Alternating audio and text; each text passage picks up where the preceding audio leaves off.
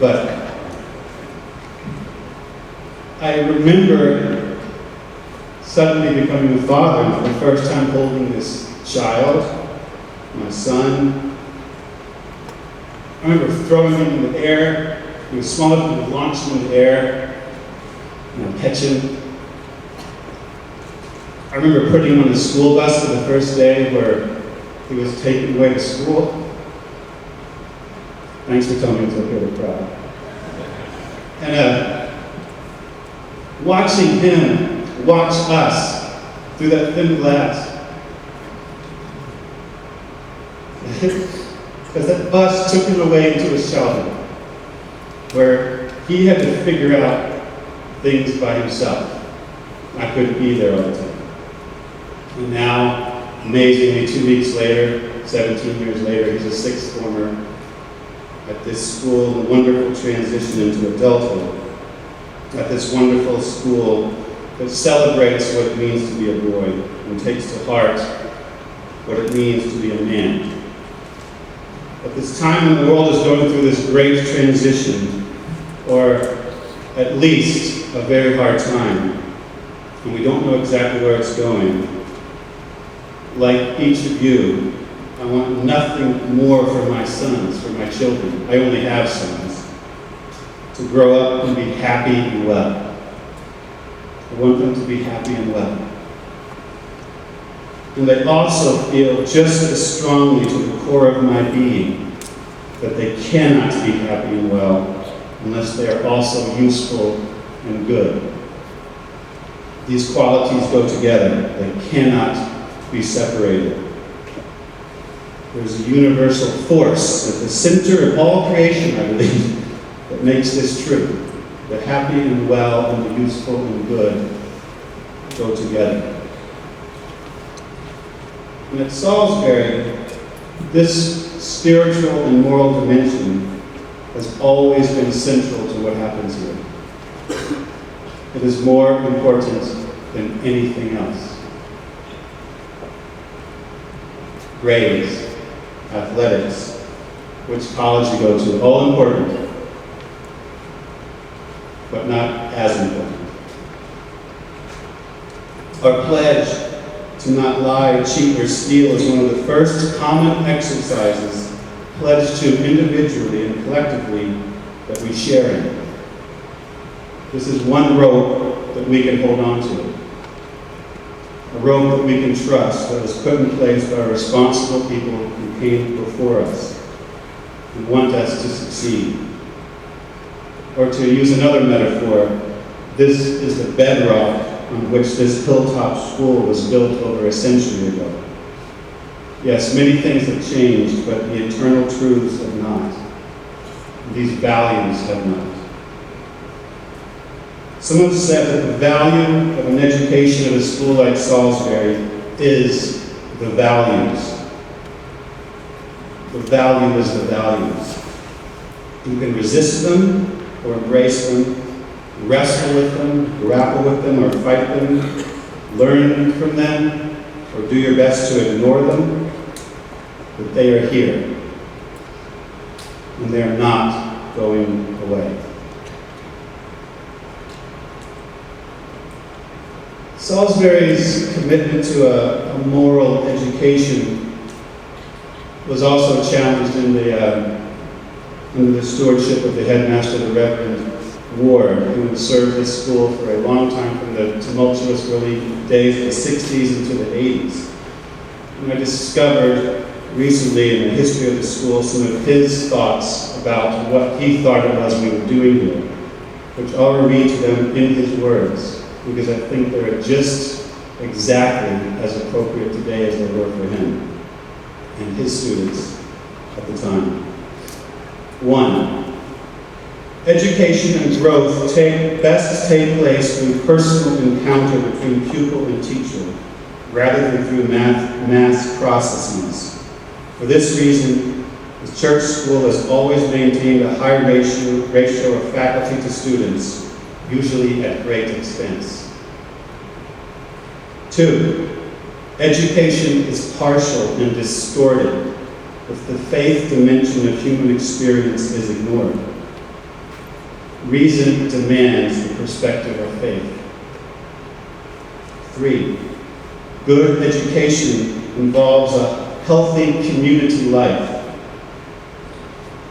which in the boarding school can include working, playing, learning, and praying together. 4th, education for civilization is impossible without order, discipline, structure, to which the church boarding school is necessarily committed. Ward's philosophy of education for civilization understood this responsibility and tied it to the education of the whole student, the academic and intellectual with the spiritual and the moral. In this, he saw the power to produce a way of life in our students that gives them a sense of the personal worth and permanence in an impermanent world. Education for civilization. Those are pretty grand words. But you see, my boys, your education is not just about you. Your education, if lived into fully, will equip you for life in the world. I'm sorry to lay this on you. Actually, I'm not sorry to lay this on you. The blessing of your education carries with it a great responsibility for those who come after. Headmaster Chandler, in his words, reminds us of the same thing with different language. There is no teacher or coach or staff member who can be called to serve at the school who has not heard him say, "We will know your boys and treat them like our own. We will celebrate them and cry with them and tell them to eat their vegetables and tell you when they're not eating their vegetables.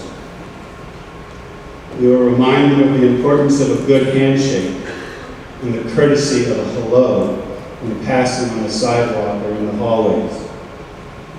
We will tell them it's time to go to bed, sometimes 3 or 4 times. We will even yell at them when their stupid music wakes us up in our houses. We will know them because we literally spend our days and nights with them. And there are moments, I am sure, when they would wish we did not know them so well. There are countless little things, but none of them are little. They all matter. And they matter because ultimately we want for them what you want for them. To be happy and well, and useful and good. For we will never forget that what we want for them is not just about them. For as much as we do sincerely want to equip our boys to succeed, to make their way in the world and be happy and well, we also want to equip the world with the kind of people we believe the world needs. Who are these people?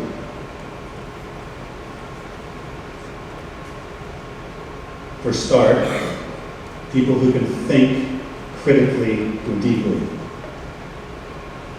People who are educated fully. People who are kind and empathetic, strong, responsible. People who understand that they are holding on to ropes that others who came before them placed for them, not even knowing who they are. People who understand the reverent sense that their responsibility transcends themselves. In a fast-changing world where we are bombarded with images, messages, urgent opinions, with charlatans parading as experts and experts lost in the noise, it is hard to know what ropes we can hold on to and trust, or where the firm ground is, or even how to feel happy and well, or useful and good. But I have a thought here I'd like to share with you. It's an idea, not perfect, but perhaps can stoke a conversation as we leave. But I think holds these qualities together can be summed up as a capacity for reverence. The capacity for reverence. And making this capacity starts with making space for it. It can start as easily as a simple moment of silence in a noisy world. We set it aside and we open it up. It's like a potter molding clay. The creative process is not the work of making something out of nothing. The stuff is already there, just as we are already there, and the clay is already there. The creative and the beautiful is the learned effort and skill of deliberate and careful guidance. The space that begins to open up, the carefully pressure of the hand guiding the clay becomes the useful space with which the vessel takes its elegant and functional shape. The elegant and the beautiful go together. The grace of its function and the truth of its integrity are inseparable. And so it is with us.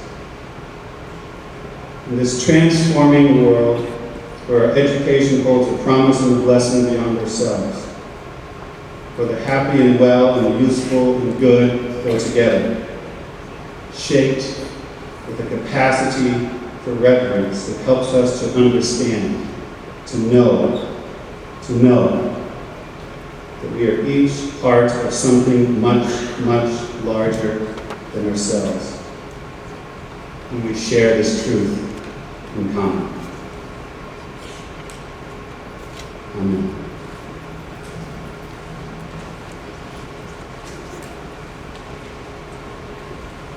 Let us share a moment of silence together.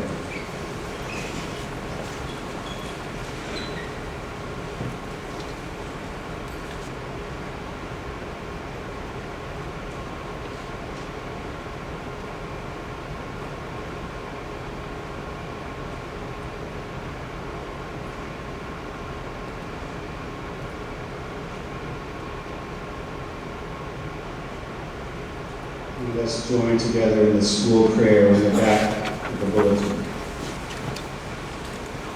The Lord be with you. Let us pray. O God, who did guide our fathers to found the school, watch over it, we pray, in the years to come. Thou hast guided us in the past.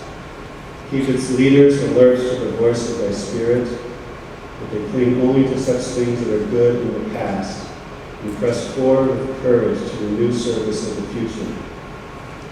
Grant to teachers and students humility to learn, wisdom to plan, courage to follow where thy truth may lead, and above all, to love to think of others before self.